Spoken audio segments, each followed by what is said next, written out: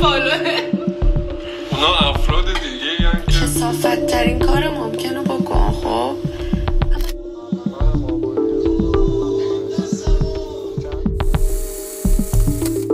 همراهان وفادار سلوی سودا، درود بر شما. خیلی خوب، بریم بریم سر ماجرایی که این چند روز اخیر خیلی سر و صدا کرده، رابطه جنجالی سودا با مهراد. معلوم نیست که بین امیرحسین و سودا چی گذشته. بعد از اون همه عشق و لاوی که تو برنامه ترکوندن، از همدیگه جدا شدن و الان سودا با مهراده. البته که خیلی از بیننده ها این رابطه رو باور نکردن و گفتن که مثل همیشه برای گرفتن ویو و حاشیه سازیه. البته باید بگم بیننده ها تقصیری ندارن، چون این برنامه یه جوری مثل چوپان دروغگو عذاب در اومده، چون هر اتفاقی که افتاده بعداً متوجه شدیم که حاشیه‌ای بیش نبوده و قضیه فیک بوده. و البته امیرحسین هم با خیلی از بیننده ها موافقه و میگه این قضیه رو باور نکنید و احتمالاً حاشیه سازیه. البته که سودا هم جواب کوبنده به امیرحسین داده. اول بریم سراغ لایو مهراد و سودا که ساعت 3 و 4 صبح برای بیننده ها و طرفدارانشون لایو گذاشتن تا یه جورایی اثبات بکنن که رابطهشون واقعیه و صرفا برای حاشیه سازی نیست. بعدش میریم سراغ صحبت های امیرحسین و نظرش در مورد رابطه سودا و مهراد.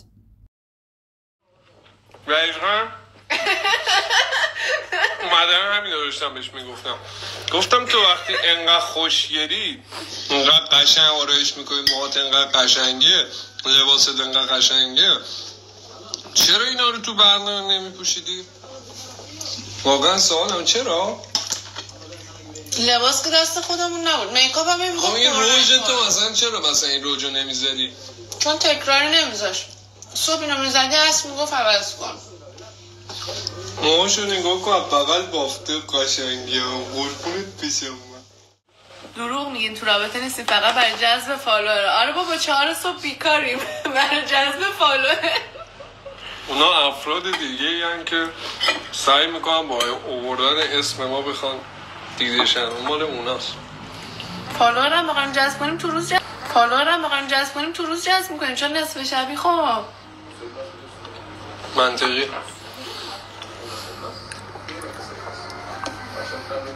دوربین رو پاک کنم. دوربین ممنون رو دوربین بهار استاری. امیرحسین فیک بود ولی سودا واقعی بود. آفرین بهت. من هیچ وقت احساساتمو به شوخی نمیگیرم. ممنون.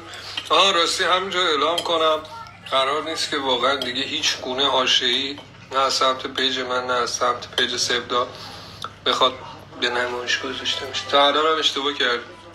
یه سری آدم‌ها حتی ارزش اینو ندارن که راجع به صحبت کنن. منم اشتباه کردم. دیگه هیچ چیزی نخواهم گذاشت. دیوانم مگه؟ قربونتون بشم. بعد برنامه ریل زدین؟ نه اصلا هیچ ارتباطی به رابطه ما به برنامه نه. یه مدت راجع به این موضوع سوال نپرسین؟ متوجه میشین. خودتون متوجه میشین. چون ما حرفی بزنیم الان اسپویل میشه و اخطار میگیریم. ببخش. نه عزیزم فیک نبودم. من هر لحظه هر احساسی رو تجربه کردم واقعی بوده.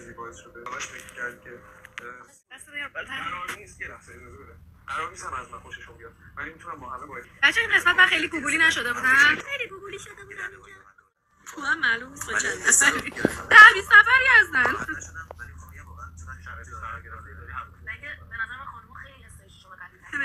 قسمت قبلی خواسته یا نخواسته اونجا کیوت شد.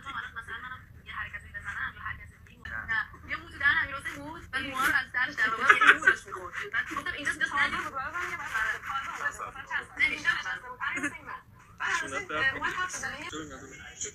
سر چی با هم کات کردیم، فیک کات کردیم، اینجور سوالا رو نمیتونم جواب بدم چون اسپویل میشه. برنامه با مهراد اوکی میشه یا بعد برنامه رو نمیتونم بهتون الان بگم.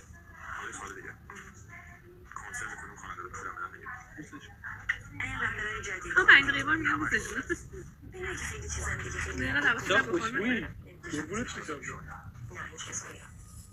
چرا برنامه رو خراب کنی؟ باور کن که خراب. مال کیه؟ مال مهراده که پیش مامانشینا بود. مادر پدر مهراد به سامونه. خونه سرداست یا مهراد؟ خونه مهراده. خونه منو که دیدین میشناسین. صدای تیوی رو یکم کم کن. قطع کنینش رو. چشم قطعش کرد. قربونت بشم آخه واقعا اینجا دلم برات رفته. چرا دروغ پژمانو باور کردی؟ من از کجا باید بدونم دروغ یا راسته؟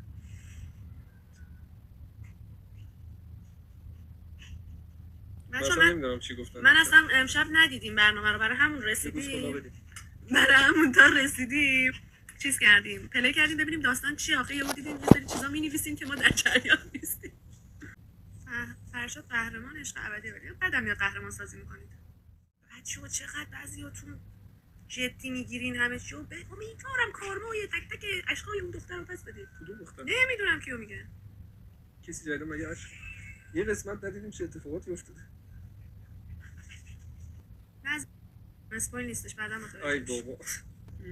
میگه که مگه کسی جدیدن اشک ریخته؟ نمیدونم والا، هر کی اشک میریزه میاد تو پیج ما رو نفرین میکنه. چه نمیگم ساعت چنده دیدی خلوص میکنه. یارو گریه میکنه اشکاش در نمیاد، معلومه فیکه، ولی خب میان ما رو نفرین میکنه. مهراد جان موضوع سودا باش خیلی خانومه. قطعا اگه خانم نبود انتخابش نمی‌کردم. به نظر من خانم ترین فرد جزیره ایشون از هر لحاظ. در مورد اینکه چی شد سودا، والا دیگه شما خودتون میتونید بعدا ببینید چه اتفاقاتی میفته. حالا یه سری دوست دارن از حواشی کره بگیرن، دوست دارن یه سری رو گول بزنن، به من مربوط نیست. من جواب کارهای بد یا خوب خودمو میدم و میبینم.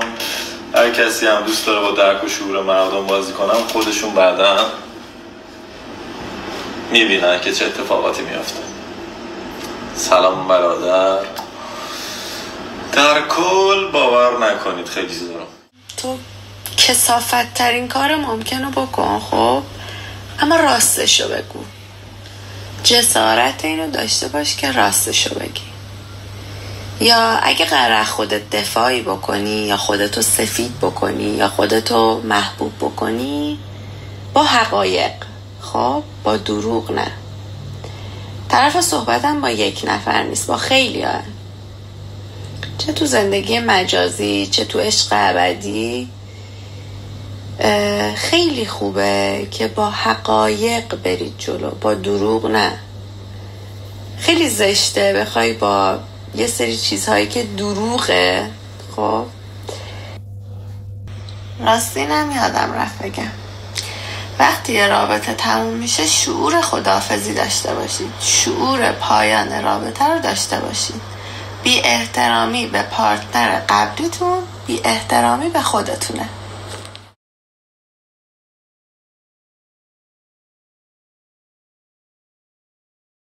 بریم سراغ نگار. باید بهتون بگم که حاشیه‌ها در مورد نگار یا حاشیه‌هایی که در موردش میسازن تمومی نداره. داستان از این قراره که طناز اومده توی ویدیویی ادعا کرده که دختری به نام ساره که ادمین اصلی گروه تلگرامی مربوط به نگار هست مشغول فعالیت‌های غیرقانونیه، ولی من به خاطر قوانین پلتفرمی که الان توش هستیم نمیتونم اسم اون فعالیت رو بهتون بگم. خلاصه که طناز به انتشار این ویدیو خطاب به نگار گفت که این دختر یعنی ساره ادمین گروه تو هست و اگر از فعالیت‌هاش آگاهی باید یک اقدامی بکنیم، وگرنه که یه جورایی گفت تو هم شریک جرم اون محسوب میشی. البته که تا به این لحظه نگار در این ارتباط هیچ واکنشی نشون نداده، ولی ساره یعنی ادمین گروه نگار راجع به این مسئله استوری گذاشته و گفته که من از نگار خواهش میکنم که اجازه بده در این ارتباط من شفاف سازی هایی انجام بدم، چون دیگه مسئله صرفا راجع به نگار نیست و پای من هم به این قضیه کشیده شده. ماجرا اونجایی جالبتر و جنجالی‌تر میشه که صدا بردار برنامه عشق ابدی هم وارد قضیه میشه. صدا بردار برنامه آقایی هست به اسم سجاد و از یکی از پستایی که در ارتباط با شک و شبهه در مورد نگار بوده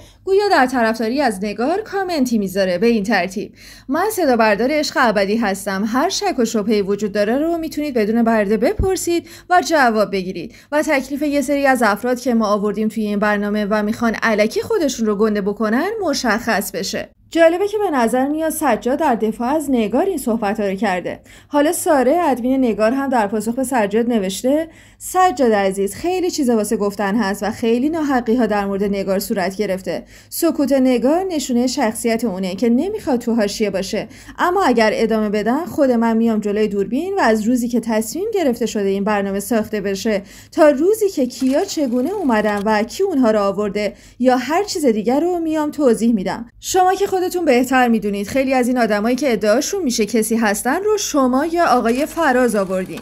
کارگردانم که اصلا یک آقای ترکه. من واقعا ببینم دست از اذیت کردن نگار بر نمیدارن، همه چیز رو میام و میگم تا مردم بفهمن اتفاقا رو، اون وقت نگار محبوبتر هم میشه.